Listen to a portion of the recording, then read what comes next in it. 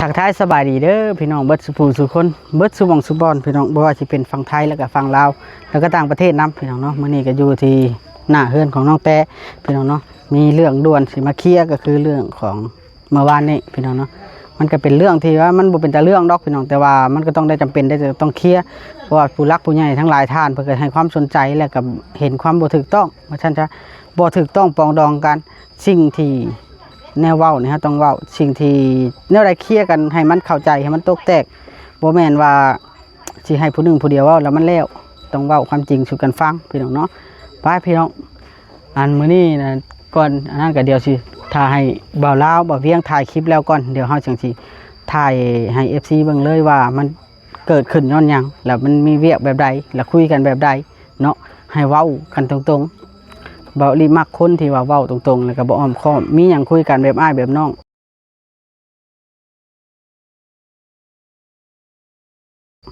มักคนจังซั่นบ่รี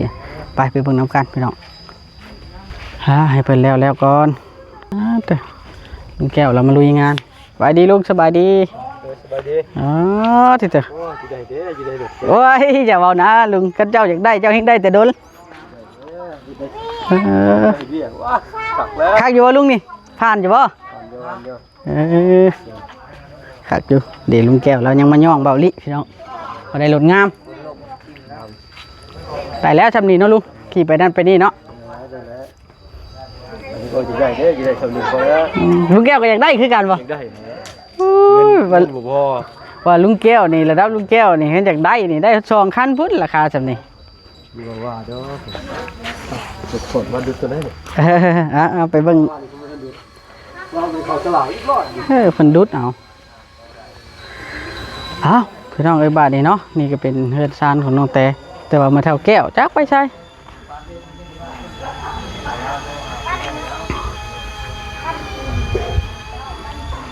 เรื่องไปเท่าแก้วนี่เฮา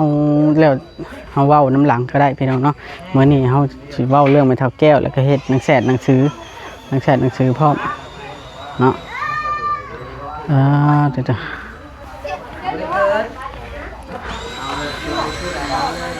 ไปนุ่งเสื้อนุ่งบอยนุ่งเสื้อให้แน่เอาเสาตุ๊กไปอันนั้นได้บำบัดบ่ว่าดอกสิได้บำบัดแล้วเป็นยิม2 เช้าไปดีเอาเลยช่างเป๊ะ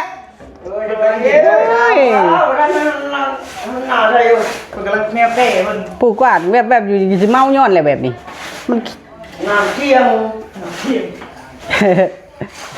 เที่ยงมันก็เที่ยงโพดเนาะดีเลย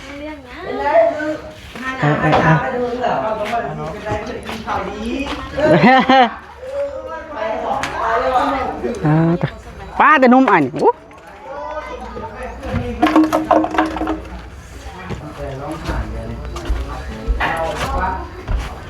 เอาสบายดีมาลุยงานต่อเนาะนี่ยังตัวได้ปะนี่น้องปูกระเบื้องนะบ่ใช่ล่ะเรือตะเก็บเศษได้มั้ยใส่กระสาดบนได้อีกอันนั่นน่ะบ่ลบข้างมันนี่บ่อ๋อเฮ็ดไปเรื่อย10 กิโลไอ้ถ้วยมาเก็บให้เฮาดูสายไฟตัวนี้ไอ้ถ้วยเก็บให้เฮาดูสายไฟนี่สปัดเพื่อนแต่ได้น้องตุ๊กสบายดีบ่อยากให้เลยขออนุญาตเด้อบ่อยากให้เจ้าไรเต็มตกเต็มมือใช้เจ้าว่าจะไปบำบัด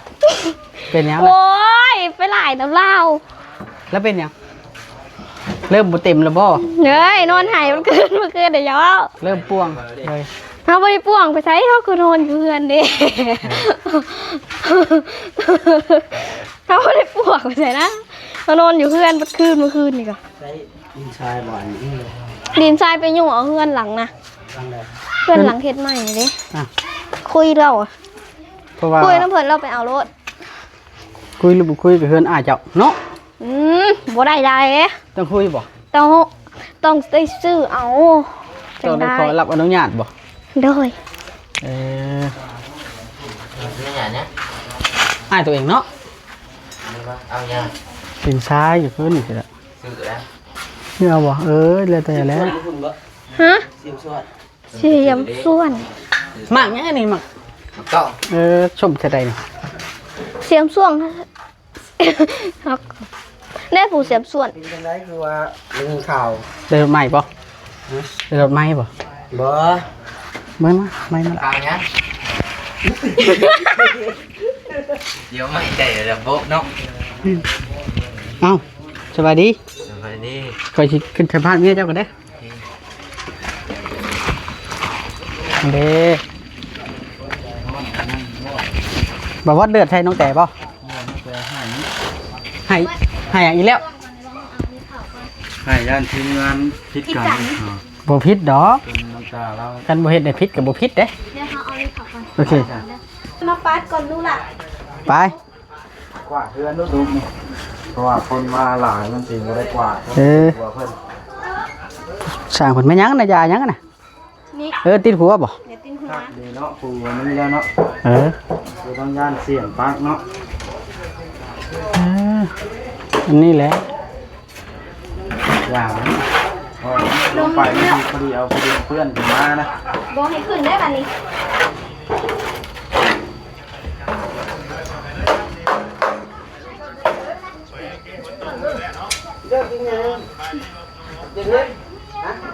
ฮะบัดนี้ไป ลงไปล่างก่อน เบิ่งให้น้องเตยกว่าเพื่อนก่อน แม่น เบิ่ง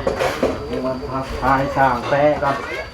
สบายดีเด้อสร้างแปะ ค่อยว่าสิเบิ่งลงเฮีย ว่าวันนี้ข่าวเพิ่นว่าสิแต่งงานใหม่ว่ะ โอ้ยอย่าสิว่าจักชานจากแปะแล้วว่าสิแต่งงานที่ไปผูกแขน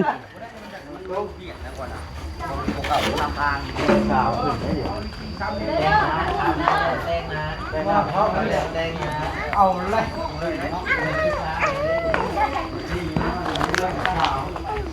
ชื่อเลยเฮ้ยบ่ไหนบ่แม่นี่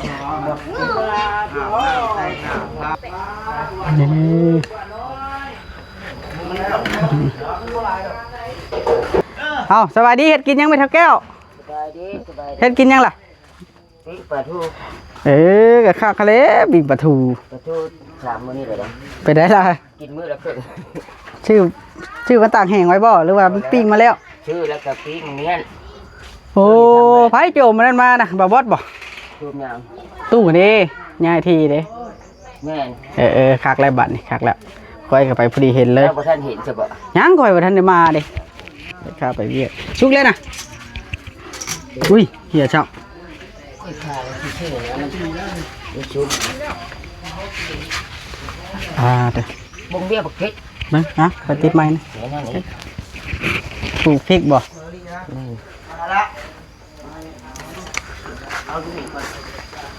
เออชุกเลย เอาอุ่นซื่อๆเนาะ เออ เฮาบ่ได้กินดอก นั่งก่อนก่อน อันนั้นเมียนข้าว มี เอา เรียก ไว้ บอก ก่อน จากน้อยเดียวเรียกตามผู้รักผู้ใหญ่เพิ่นมอบหมายให้เขาเอ้าโอ้ขากะลีบาทนี่เป็นดีเป็นน้องใหญ่มาเลย ค่อยเมียน โอ้คักบาทนี่ตก2 อันนั่งอยืนนี่ก็ได้ไหมทันนั่งอยู่ไหนนี่ ก็ทิ้งไปจักไปสิได้เนาะ อยู่บนเฮือนเทืองนั่นแหละ นุ่งเสื้ออยู่บ่ นุ่งโยมันก็นุ่งของมันภาษามันนั่นแหละทิ้ง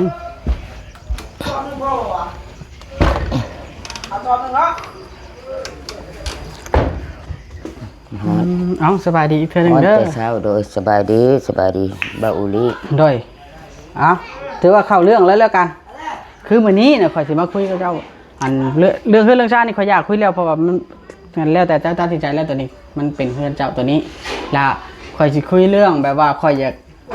ในความคิดข่อยกับผู้รักผู้ใหญ่เพิ่นอยากเฮ็ดหนังสือเฮือนหลังนี้ว่าห้ามขายเพราะว่าข่อยอยากไว้ให้กระทิงหันเพราะว่าข่อยให้ไว้ให้กระทิงไว้ให้ลูกหลานเจ้าแบบว่าบ่อยากให้ขายบ่อยากให้ไผสมมุติว่าออกมาจากก็คือเฮาก็ทำฮู้กันเนาะอันนี้มันเฮาคุยกันด้วยเหตุด้วยผลได้ไหมปะ แม่ ว่าอันลูกเจ้าก็มีอยู่2-3 คนแม่นบ่ 2 คนก็เขาบ่ได้ชนนั่นแหละผู้หนึงฮะ โดยเฮาเข้าใจว่าบ่สนแล้วผู้หนึงแล้วมีแล้วผู้สองแล้วมีพอเท่ากับทิ้งนี้ แม่นลักษณะนั้น เนาะแล้วผู้รักผู้ใหญ่เพิ่นล่ะอยากให้ข่อยนี่มาเฮ็ดหนังสือไว้นำพ่อบ้านและเซ็นพ่อบ้านไว้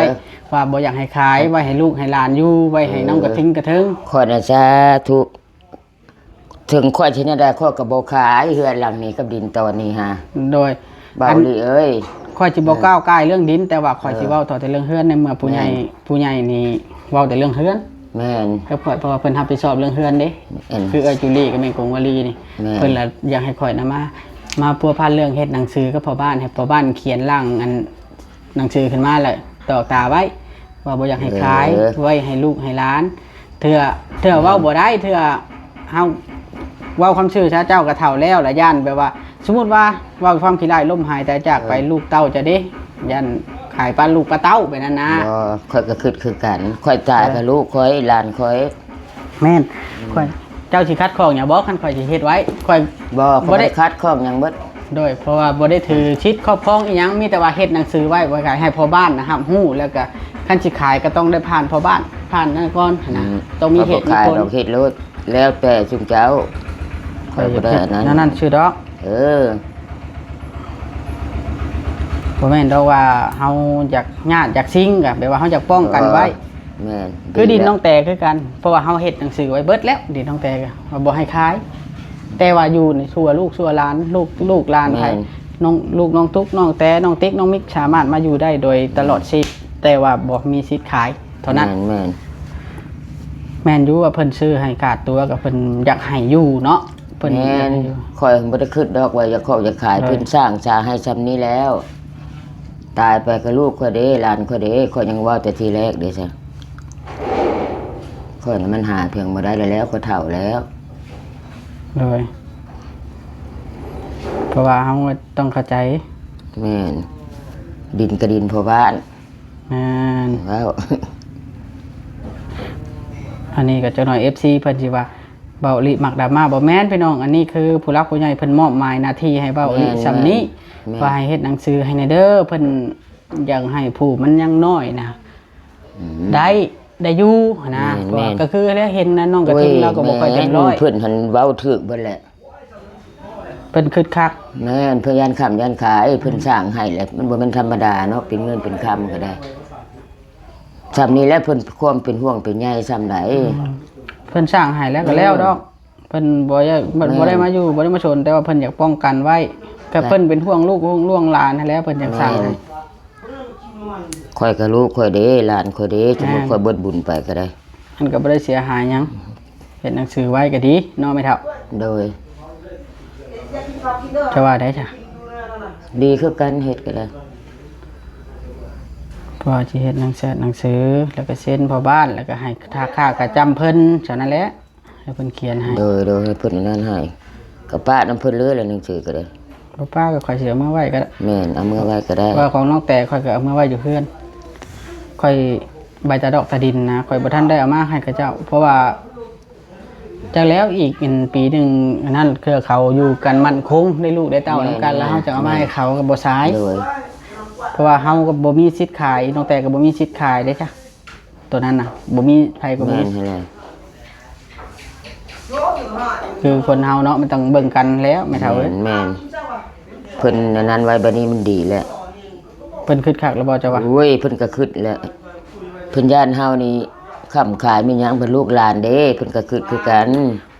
โอ้ยข้อยว่าเพิ่นดีที่สุดนะ โดยเพราะว่าเพิ่นก็บ่ว่าดอกย่านเจ้าขายเท่าแต่ว่าสมมุติว่าเจ้าล้มหายตายจากไปแล้วแล้วลูกเต้าเจ้าเด้ แม่น เขาคิดว่าของแม่เขาสมมุติว่า แม่น บ่คิดเห็นช้าลูกเต้าผู้มันน้อยนะ แม่น หลานผู้มันน้อยคิดเห็นผู้น้อยผู้มันบ่ทันได้มีตีนมีมือพอได้มีอาชีพมั่นคงนั่นแหละมันหากินยังได้เป็น มากก็พ่อก็บ่มีเนาะมีแต่แม่สมมุติข่อยนี่ล้มหายตายไป แม่น ลูกหลานข่อยก็ใช้คันเขาสิบ่อาศัยมูลเพิ่นนี่แล้วสร้างให้นี่แหละเพิ่นสร้างก็อยู่ไปอยู่ใช้เขาก็ได้ นั่นละ เพิ่นคือถึกแล้วก่อนยังว่า เพิ่นคือถือบ่เจ้าว่า คือถึกเพิ่นคือถึกแล้วกว่าว่า เลย อืม คนเฮาเนาะ อ้าวเพิ่นแห้งขึ้นแล้ว มื้อนี้ ซ ก็ อยก็บ่แม่นธรรมดา มื้อนี้ก็ ผ่ สิเข้ามาคุยเรื่องอันต่างๆนั่นแหละหลายเรื่องเพราะว่าผู้ใหญ่ทางเบาลาวสั่งห้ามบ่ให้ทางเบาลิแล้วก็ทางทีมงานทางเบาบอสอันถ่ายคลิปอันหนุ่มโอนี่นะทั้งที่อันเบาบอสก็มีส่วนร่วมในการสมทบ นี่ ชื่อนั้นชื่อนี้คือการละสั่งห้ามมันบ่แฟร์ก็เลยสิมาคุยกันให้รู้เรื่องคันบ่ตกบ่แตกนี่เพิ่นจะให้มั่งเฮือนหนีโลดผู้ซื้อดินนี่ เบาลาวบ่ แม่นก็เฮาก็เลย ต้องเอามาคุยกันให้มันเข้าใจ คือนี่ก็เลิกเติบได้แล้วมื้อ เฮาต้องเว้าความจริงสู่กันฟังเฮาเป็นอ้ายน้อง YouTube กันนี่บ่สมควรสิ แม่น เว้าในทางเสียหายให้กันออกกล้อง ซอยกันมีเนาะมากันเนาะอะไรกันนั้นกันว่าเนาะ เอาไปหลับเลยจ้ะหลับเลย จะว่าได้น้องปลาแก้วเอาตามนั้นแหละเนาะ เอาตามมาแล้วความจริงบ่นี่ความจริงหั่นแหล้ว บ่นี้ เรา ความ ตามเรื่องตามรายมันหั่นแหล้ว บ่นี้ความจริงดอก ต้ ต้ อ อง งคุยกันต่อหน้าหันหน้า นั่น คุย แล้ว หากัน ว่ามั มันสิเป็นจังได นั่นแหละปัญหาทุกสิ่งอย่างแล้วเว้าต่อหน้ากัน มันจังแม่นอันไปว่ารับหลอกรับหลังมันบ่ถูกได้มีหยังก็นั้นใส่กัน ถือว่าเจ้าบ่คัดข้องเนาะ บ่ เดี๋ยวมื้อหน้าเดี๋ยวสินัด ค่อยยินดีค่อยยินดี เพิ่นคิดแนวนี้มันดีแล้วบ่าโอ้ย โดย เออ ถือว่ามื้อหน้าก่อนมื้อนี้เคลียร์เรื่องตัวนี้ก่อนมื้อหน้าเดี๋ยวสิชวนเดี๋ยวสิพัวพันทางบ่บ้านให้พ่อพานขีซื้อเอกสารมาให้เพิ่นเขียน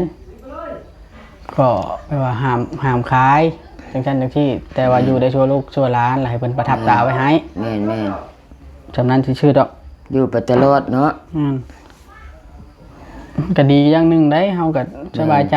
แม่น ผู้เพิ่นช่วยเพิ่นก็สบายใจ แม่นแม่น มันก็บ่ได้แม่นเรื่องที่ว่าบ่ได้แม่นเพิ่นว่าอยากเอาคืนเพิ่นอยากให้หลานเฮาอยู่ตลอดเนาะ ให้ลูกให้หลานนั่นแล้ว เพิ่นสิช่วยซำนี้บ่มันง่าย แม่นแม่น โอเคบัดนี้แม่ป้าจังไดก็อยู่ดีมีแฮง ดีโดย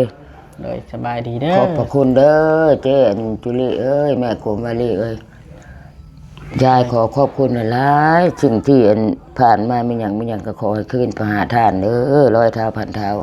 ที่เบิ่งที่แยงผู้ขาดจนฮอดสำเร็จเบิดทุกสิ่งอย่าง ขอให้ท่านนอนหลับได้เงินหมื่นนอนตื่นได้เงินแสนเบิดมือได้แก่มณีโคตรโทษให้จะมาผ่านเด้อให้ลุ่มกุมมุ่นกุมควานขึ้นใดให้ได้อันนั้น ขอให้เข้มแข็งมันยืนตลอดถึงถ้าเบาอุลิแล้วจะเป็นสะพานบุญก็ให้ร่ำให้รวยเด้อให้มีแต่คนแข็งแห้งสาธุ โอเคเด้อพี่น้องจังไดก็อยู่ดีมีแฮงบ่าวบ่ลิสิขอตัวบัดนี้พี่น้อง โดย ไว้พอกันคลิปหน้าเด้อพี่น้อง